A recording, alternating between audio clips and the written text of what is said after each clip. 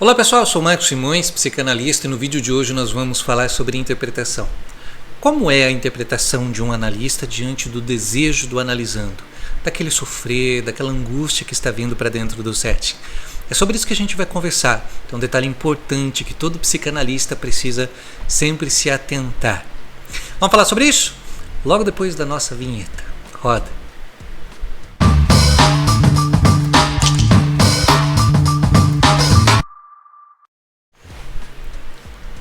No seu livro Introdução Clínica à Psicanálise Lacaniana, o autor Bruce Fink traz uma parte destinada à interpretação do desejo. E nessa parte ele começa falando o seguinte, que todo desejo vem de uma falta. Nós buscamos aquilo que nos falta. É óbvio que quando a gente fala isso, entendemos que aquilo que vem do inconsciente também está sendo estimulado por algo do lado externo, do mundo externo. Acontece que, quando a gente vê a posição do analista de fazer determinadas interpretações, nós precisamos ter um certo cuidado nesse lugar. Muitas das nossas interpretações, claro que vão ajudar o analisando a compreender alguma coisa que ele está passando. Só que nós também precisamos dosar essas interpretações. Nesse livro, Bruce Fink faz uma comparação com uma criança que acordou de um pesadelo. E nessa comparação ele diz assim que muitas vezes os pais chegam, conversam com a criança, explicando alguma coisa sobre esse sonho. A criança está na sua angústia, está ali no seu momento, no seu desespero, e os pais muitas vezes chegam para explicar na intenção de acalmar a criança. Quando a gente traz essa mesma percepção para o setting analítico, nós precisamos compreender o seguinte: o analista muitas vezes ele precisa deixar o analisando lidar com a sua própria angústia, deixar com que o analisando entre no seu processo de análise.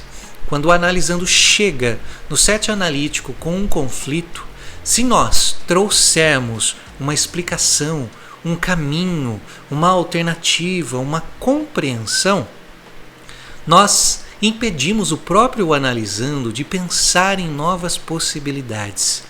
É claro que o analista hoje ele ocupa um lugar muito diferente da época de Freud, até mesmo na época de Lacan já teve uma alteração no papel, na forma como o analista se coloca dentro do setting. Hoje nós temos uma fala maior, porém precisamos sempre estar atentos àquilo que nós estamos falando. Se nós nos colocarmos num lugar de fala com a intenção de reduzir as angústias ou de acalmar o analisando, talvez nós estejamos nos colocando nesse mesmo lugar de pais que estão acalmando seus filhos. Na psicanálise, nós tomamos uma postura diferente. Nós permitimos que o analisando, mesmo diante do seu sofrer, fale desse sofrer, que ele se entenda diante do seu próprio sofrimento.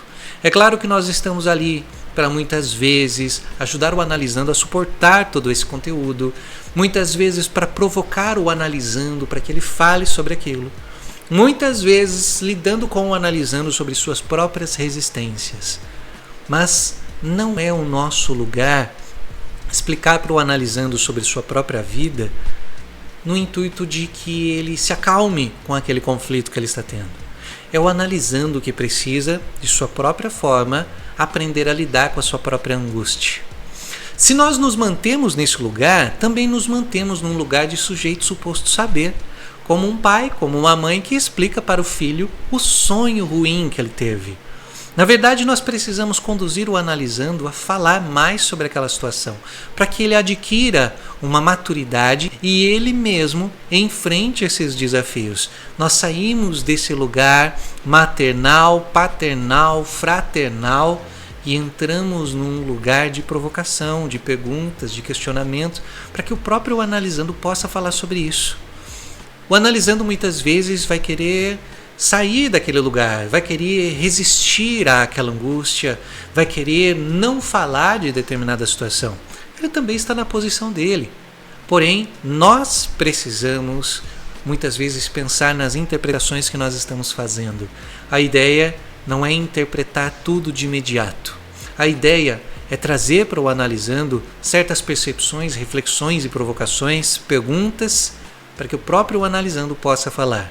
Se nós falamos, trazemos para o analisando uma forma de viver, baseado como se nós soubéssemos sobre a vida dele, baseado numa ideia de que nós sabemos como ele deve ser. E nós justamente precisamos sair desse lugar. Esse lugar de um saber sobre a vida do analisando. É ele quem deve definir a sua forma de ser. Na interpretação do pesadelo angustiante do nosso analisando, ao invés de explicar para ele, para que ele se acalme diante daquilo que ele está sofrendo, nós vamos provocá-lo para que ele encontre um caminho, para que ele encontre uma percepção, para que ele encontre uma forma de lidar com aquilo que angustia. O único desejo do analista é que a análise aconteça, que exista a análise, que a análise possa fazer parte daquela formação de um paranalítico. Esse é o desejo do analista.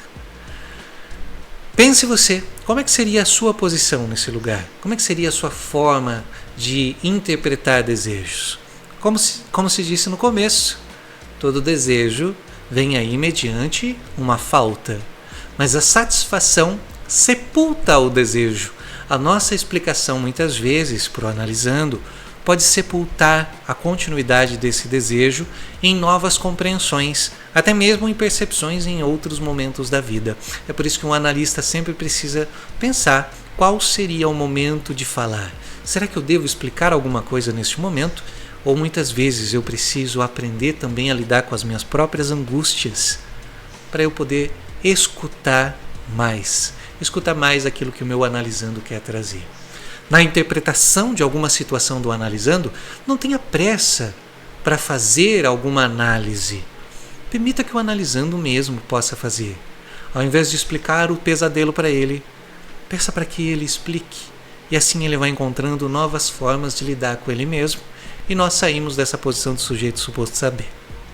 Um pouco mais claro, a interpretação do desejo e do desejo vindo dessa falta é o próprio analisando que deve interpretar a sua falta. É o próprio analisando que deve interpretar a sua angústia. Nós servimos como caminho para que ele possa estar ali se questionando, através das nossas provocações.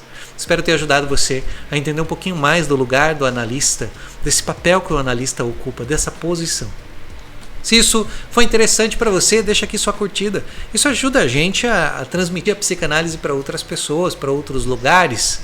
Também traga aqui seus comentários. Como é que você vê essa questão de interpretar?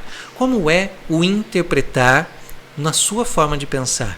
Coloca aqui nos comentários e também compartilhe esse vídeo com outras pessoas. E a gente se vê em breve. Tchau, tchau. Até mais.